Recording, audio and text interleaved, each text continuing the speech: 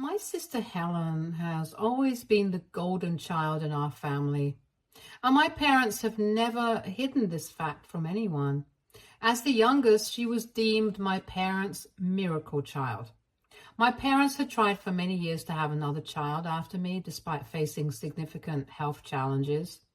After my birth, my mother encountered complications that led doctors to advise against further pregnancies, essentially telling my parents to give up hope of expanding their family. However, 5 years later, my mother defied all the odds and became pregnant again. This news was nothing short of a miracle for my father, who was overjoyed at the prospect of welcoming another child. This miracle baby status has profoundly influenced my sister's upbringing and how my parents have treated her. They have always gone out of their way to ensure she had the best of everything, treating her like a queen. Every milestone and every achievement of hers was celebrated with great fanfare, reinforcing her special status within the family. This favoritism was never subtle. It was openly displayed and acknowledged, making it clear to everyone, including myself, that my sister held a unique and exalted position in our parents' hearts. Now, don't get me wrong, my parents provided for me as well, ensuring I had everything I needed. But the way they treated me often felt like an afterthought. Take school events, for instance. If both my sister and I had events on the same day, my parents would invariably choose to attend hers. They'd explain that she was the youngest and needed them more, as if my events and needs were somehow less important. There are countless childhood pictures of my sister, meticulously organized into albums that my parents cherish and hold on to until today. In contrast, they haven't even kept one album of me, claiming that my pictures were lost in a storm. I wish they could have at least saved a few pictures, because I would have liked to see the way I grew up as a baby. It's hard not to feel like an afterthought when my childhood existence wasn't preserved the same way as my sister's. Growing up, whenever my sister Helen had a problem, it was immediately addressed and resolved, no matter how trivial. But if I ever complained or needed something, my dad would dismiss me and call me spoiled. If I ever felt anxious to try new things or talk to new people, my mother would tell me how overdramatic I was and would scold me to be more confident like my sister. My parents' attitude towards me always made me feel like my concerns and feelings were secondary compared to my sister's. And then there was the blame game. If my sister ever did something wrong, I was also held responsible for her actions. According to my parents, as the oldest child, I should have taught her to be better. It didn't matter if I had nothing to do with her actions. The responsibility always fell on me simply because of my birth order. This constant, unjustified blame further solidified my role as the less favored child, constantly living in the shadow of my sister's pedestal. Helen didn't help the situation either. She knew exactly how to leverage her favorite child status to her advantage, often using it to get away with things or to one-up me during even the smallest disagreements. She would frequently force me to let her use my belongings or wear my clothes without my permission. If I ever dared to protest, she would run to our parents and complain, painting me as selfish and inconsiderate. Inevitably, I would be scolded for not sharing and made to feel like the bad guy in every situation. However, Helen's behavior was decidedly one-sided. She never allowed me to touch her things, always being very territorial about her possessions. For a long time, we shared a room, and she fiercely guarded her side and her belongings. Even after we moved into separate rooms, the dynamic didn't change. She maintained strict boundaries about her stuff. yet always expected me to be accommodating and generous with mine. This double standard was exhausting and demoralizing. Helen's ability to manipulate situations in her favor, combined with my parents' unwavering support of her, always left me feeling isolated and constantly undervalued. It seemed like no matter what I did, I was always in the wrong, while Helen could do no wrong in their eyes. As a result of my sisters' and my parents' actions, I fell into a deep depression. My self-confidence eroded and I developed serious self-image issues as a teenager. The anxiety was overwhelming, especially whenever Helen would pick a fight with me or mock me. The constant fear of confrontation left me on edge, and my parents' aggressive yelling often pushed me to the brink of panic attacks. When they got too close during their tirades, I would feel like I couldn't breathe, as if I was suffocating under the weight of their disappointment and anger. No one in my family seemed to notice or care about my struggles. I felt like a caged animal, trapped in a cycle of emotional and psychological torment, with no one to turn to for support. As a result, my only solace came from writing my thoughts down in a journal every night. I would pour my heart out onto those pages, detailing my fears, frustrations, and sadness. It was the one place where I could be completely honest about what I was going through. It was a way to process the chaos around me and to find a small measure of peace.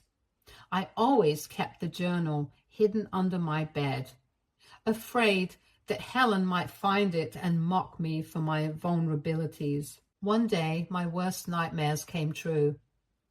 Helen, who had a habit of snooping in my room, despite my repeated pleas for her to leave my space alone, found my journal while I was out. She must have read through its contents, violating the one sanctuary I had. When I came home that evening, I found my parents and Helen sitting in the living room, their faces unusually solemn. I thought maybe there had been a death in the family, seeing their serious expressions, and I asked them if everything was okay. My dad asked me to sit down so they could talk to me. My heart started racing as I complied, an ominous feeling settling in my gut. Then my mother pulled my journal from behind her. My eyes widened in shock and disbelief as I demanded to know what she was doing with my journal. Helen just smirked, enjoying my distress, while my mother looked at me with an uncharacteristic seriousness and asked if what I had written truly reflected my innermost thoughts. At that moment, I felt so utterly exposed and betrayed. The journal had been my only safe place, the one spot where I could express my pain and frustration without fear of judgment or ridicule. Now, my most private thoughts were laid bare before the very people who had driven me to write them. The gravity of the situation overwhelmed me, and I could feel a panic attack looming as I struggled to respond. I quietly replied that yes, it did reflect my thoughts and that they had no right to go through it. My dad shook his head and told me that if what I had written was true, then they had serious concerns about me. Confused, I looked at them as he continued, saying that after reading my journal, they felt like I was a psychopath who needed help because of the hate they believed I harbored towards them. I was completely taken aback. Nowhere in my entire journal had I ever mentioned anything hateful about my parents or my sister. I had simply documented the experiences and feelings that their actions had caused me over the years. Yet here they were, twisting my honest reflections into something sinister.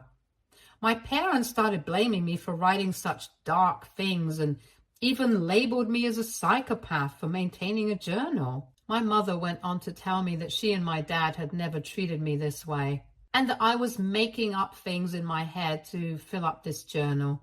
She said that I needed serious help before I harmed someone. Helen even chimed in, saying that after reading my journal, she felt embarrassed to call me her sister because my behavior was clearly not normal. I tried to argue back, insisting that I had done nothing wrong and that I hadn't written anything bad about them. I explained that the journal was simply about my life and that they had no right to judge me based on my personal reflections. But my family didn't care about my explanations. They were fixated on their narrative that something was wrong with me. I felt so exposed and vulnerable in front of them at that moment. It was as if they had stripped away the last shred of my privacy and used it against me. My parents told me that they would be taking me to see a psychiatrist the very next day because I needed serious help before things turned south. Their words were laced with a mix of condescension and misplaced concern, making it clear that they saw me as the problem. I felt a crushing sense of betrayal and helplessness. It was as if they were determined to turn the situation around and make me the problem rather than acknowledging the hurt and damage they had inflicted. The betrayal cut deep, and their response further alienated me and reinforced the sense of isolation and helplessness I had long felt. When I started going to a psychiatrist, I initially felt really uncomfortable and guilty, as if I had genuinely done something wrong. I had bought into the idea that I was the issue in my family and I was embarrassed to share my feelings. My psychiatrist understood this hesitation and used my journal as a way to bridge the gap. She would read entries from it and ask me questions based on what I had written, which made me feel more comfortable and helped me open up. Expressing my thoughts had always been easier on paper than in real life, so the journal became a valuable tool in our sessions. Through it, she could see a clearer picture of what I was going through. As days and weeks passed, I grew more comfortable around her. I began to share more about my experiences and how I had been treated by my family all my life. Bit by bit, I told her about the favoritism, the constant blame, the emotional neglect, and the feelings of isolation and worthlessness that had plagued me for years. For the first time, I felt like someone was truly listening to me and validating my experiences. It was a slow and sometimes painful process, but gradually, I started to see that my feelings were justified and that I wasn't the problem my family had made me out to be. When my psychiatrist finally called my parents in for a session and told them how wrong it was to treat me as an inferior child, they were taken aback. Initially, they were very defensive, refusing to accept any responsibility for my feelings. They argued that they had worked hard to provide for me and that I should feel grateful instead of blaming them for everything. However, my psychiatrist didn't let them off easily. She pointed out that they were the ones who decided to have children and bring me into this world, so they couldn't use their provision as a justification for their emotional neglect and favoritism. Throughout the session, my psychiatrist detailed the numerous instances I had shared with her where my parents had wronged me. She talked about the favoritism, the blame, the emotional neglect, and the anxiety and depression I had suffered as a result. She methodically laid out the evidence from my childhood, showing them how their actions had deeply affected me. By the end of the session, my parents were silenced and looked embarrassed. They had never been confronted so directly with the consequences of their actions, and it was clear that they were taken aback by the realization of the harm they had caused. I thought that after the session there would be a positive change in my parents. However, on our drive back home, my dad informed me that they could no longer allow me to see the psychiatrist, claiming that she was clearly biased towards me. My mother chimed in, agreeing with him, and added that since I blamed them for everything, there was no point in continuing with the sessions and wasting their money on something that wasn't helping me. I felt utterly defeated and sad. Despite everything that had been discussed, they were still trying to turn the blame back onto me. It was as if the session with the psychiatrist had never happened. They were completely unwilling to acknowledge their role in my suffering. Being a minor, I had no power to defy them at the time or to continue the therapy without their permission. Although the sense of helplessness was overwhelming, I felt somewhat better prepared to handle my emotions after all the sessions I had done with my psychiatrist. The therapy has given me tools to manage my feelings and a clearer perspective on my situation. I understood that the only person who could truly change my circumstances was me. I resolved to take control of my life. This meant dedicating myself to my studies with renewed determination. I began studying harder than ever before, aiming to improve my grades significantly. I saw getting into a good university as my way out of the stifling environment I was in. It became my primary goal in life. I also made a conscious effort to disengage from my family. Whenever I was around them, I would mentally shut off, trying to preserve my sanity by minimizing my emotional involvement.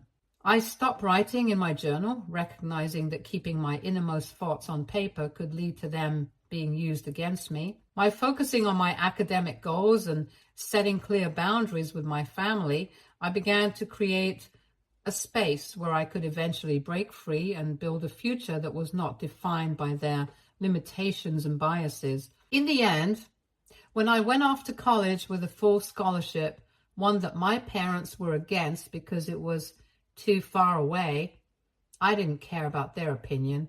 I was resolute and made sure to take all my important documents with me as I moved out. Although my parents didn't realize it at the time, that was the only time they saw me for a very long time. Despite their attempts to call or visit me at college, I kept my distance.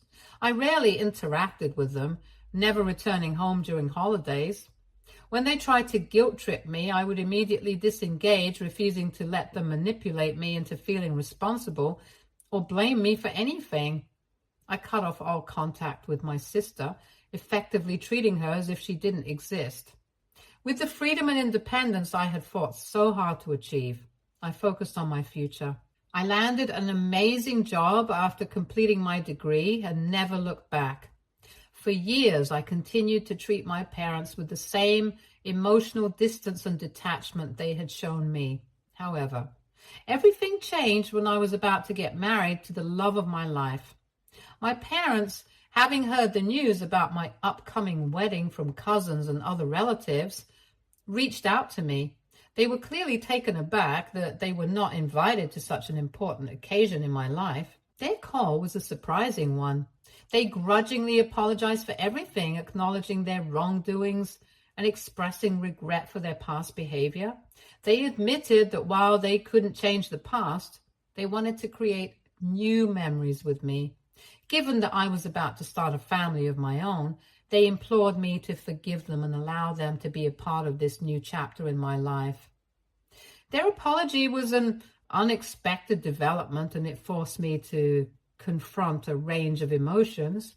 Since I was entering a new chapter in my life, I decided to let go of the grudge and invited my parents to my wedding. They also requested that my sister attend, but I firmly refused, and they didn't push the issue further. My parents had a wonderful time at the wedding, and looking back, I don't regret inviting them. They were genuinely happy for me and my husband, which made the decision feel right. Since then, I've made an effort to visit my parents' home from time to time for dinner, just to catch up. During these visits, I sometimes have to interact with my sister. She still tries to infuriate me with small, mean comments about my marriage or my family, but I make sure to address her behavior directly and put her back in her place. Helen's bitterness towards me has only intensified over time after she found out I have a better relationship with my in-laws than she has with her husband's family. Apparently, her in-laws still detest her and have never fully accepted her into their family. This is why she often makes subtle comments about my husband or my in-laws, trying to put them down. She uses these remarks as a way to express her frustration and dissatisfaction with her own circumstances. My husband has noticed this behavior on several occasions and has even asked her to stop, but Helen continues to make these hurtful comments regardless. 4 months ago, I found out that I was pregnant. My husband and I are absolutely overjoyed by the news. Given that he earns twice what I make, we decided together that it would be best for me to leave my job temporarily to focus on the pregnancy. This decision was supported wholeheartedly by my husband and my in-laws, who have been incredibly understanding and helpful throughout this process. When my sister found out that I had decided to leave my job to stay at home during my pregnancy, she was furious. Her anger stemmed from her own situation. Her husband never allowed her to be a stay-at-home parent because they relied on both their incomes to make ends meet. Unlike me, Helen never had the chance to relax or take a break during her pregnancy. Hence, whenever we met up, she voices her discontent towards me by criticizing my decision. She has called me foolish and has said it is humiliating to be a stay-at-home parent. Several times I have simply laughed off her remarks and explained to her that I could return to work whenever I wanted, thanks to my years of experience. However, Helen has tried to twist the situation by insisting that my husband is being controlling and that I should have never given up on my career. I find this ironic since it was my own choice to step away from work. I understand that her attempts to undermine my decision are clearly more about her own dissatisfaction in her life than any real critique of my choices. This is why I have tried to stay away from her as much as possible to maintain my own peace of mind and focus fully on enjoying my pregnancy. A week ago, my sister called me with an invitation to a dinner party she was hosting. She planned to have our entire family and her in-laws there, and she wanted both me and my husband to attend. Given that I hadn't been out much since my pregnancy, I saw this dinner party as a welcome distraction and a chance to socialize. I figured that with so many people around, my sister would likely focus less on me, which made me more inclined to attend. I agreed to go, but the evening didn't go as planned. My husband received some last-minute assignments that required him to work late into the evening. He was already stressed and kept apologizing profusely to me for not being able to leave his workplace on time. I understood that these things can happen, so I didn't hold it against him. When he finally came to pick me up, we were already quite late for the dinner party. Despite the delay, I decided not to cancel, believing it was better to go late than not at all. When we arrived at my sister's place, I quickly noticed that most of the guests had already finished their dinner and were engaged in casual conversation. Even my parents had left after dinner, since my dad doesn't feel comfortable driving late at night. My sister immediately scolded us for being late, and while I didn't blame her for being frustrated, I stepped in to apologize on behalf of my husband, who was visibly embarrassed by the situation. She directed my husband to a seat and got him a plate of food, which was a relief. But then she pulled me aside and took me into the kitchen.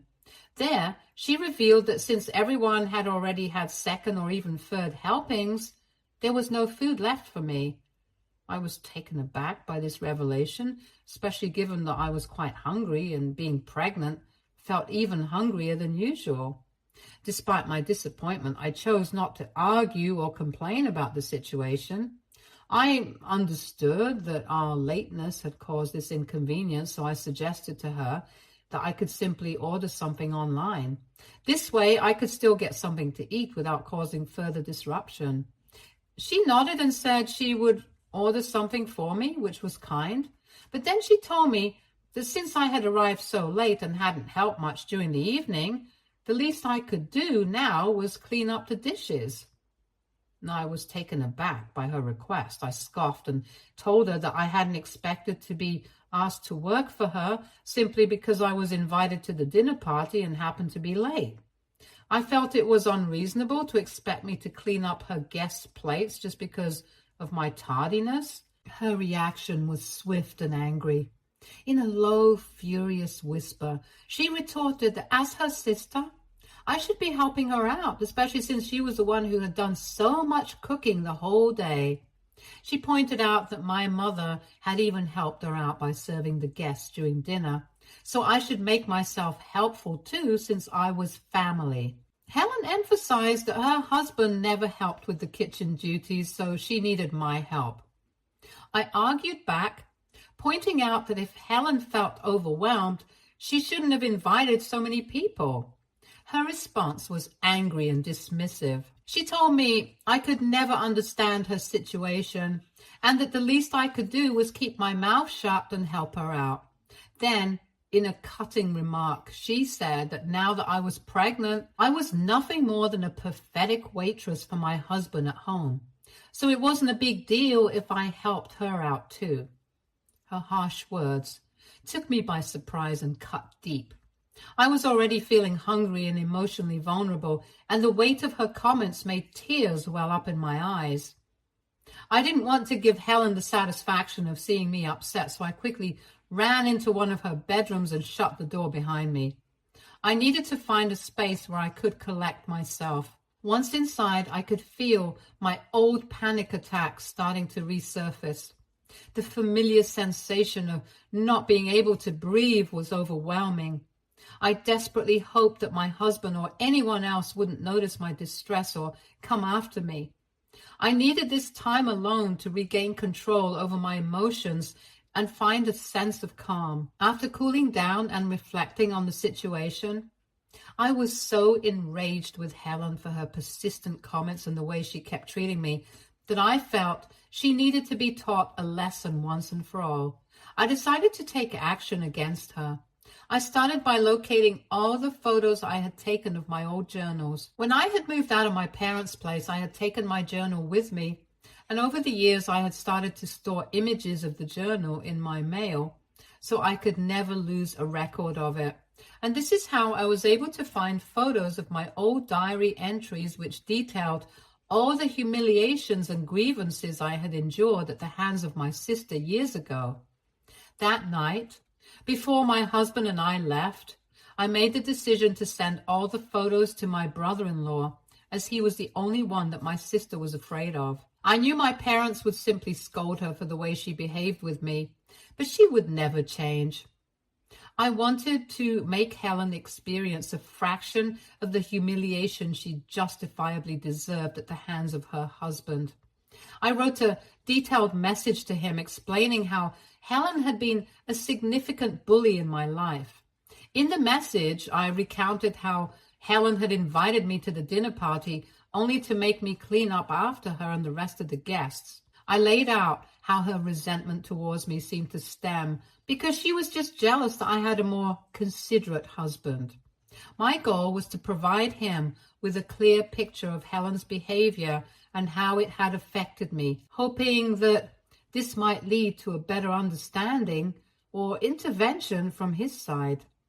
As you can imagine, it led to a nasty fight between brother-in-law and Helen. Brother-in-law could not believe that she had been bullying me constantly for years and had even told our parents that he now sees Helen in a different light. My mother completely blames me for their fight as she feels I crossed the line by exposing my sister while my dad has chosen to be a bit more neutral. AITA for exposing my sister to her husband. For everyone asking, my husband is equally enraged with my sister after hearing what she said to me.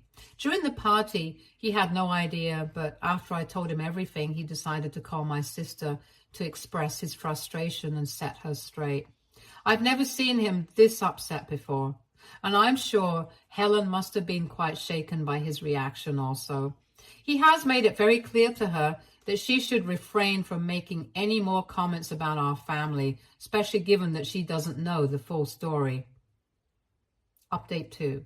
The reason my brother-in-law is so angry with Helen is because his own family has always perceived her as selfish and inconsiderate for all the years that they have been married.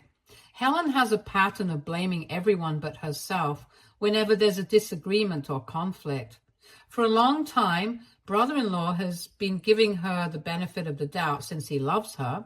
However, when I shared my journal entries with him, it was truly eye-opening for him. Although he had always noticed that Helen and I were not very close, he had never been aware of our complicated history. Helen had conveniently never told him the truth. This lack of transparency meant that he had only seen a surface-level version of our relationship and was unaware of the depth of the issue that had existed between us. Hearing my side of the story finally filled in many gaps and significantly altered his understanding of my sister. It further proved how much his family was actually right about Helen. When brother-in-law reached out to me this week, he told me all of this. He also wanted to hear everything directly from my perspective. I was more than willing to talk, and we had an in-depth conversation over the phone. I recounted all the difficult experiences I endured as a child, emphasizing how my parents consistently favored my sister. I explained how my psychiatrist had tried to address these issues with my parents, but they never acknowledged their faults until I had almost cut them off after leaving for college. During our conversation, my brother-in-law also opened up about his own experiences with Helen. He shared how she sometimes treated him in a similar manner, but he had always attributed it to her being just herself. While he acknowledged his own flaws in their relationship, hearing how she had bullied me throughout the years and even as an adult was a revelation for him.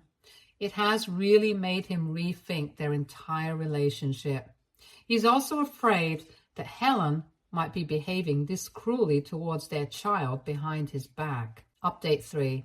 Clearing up some of your doubts here for the last time. First of all, my sister naturally held me responsible for everything and sent me several nasty messages after the party, until my husband decided to intervene and shut her up. Since then, she hasn't reached out or said a word to me. Secondly, my mother has been insistent that I apologize and tell my brother-in-law that I over-exaggerated the incidents from my childhood.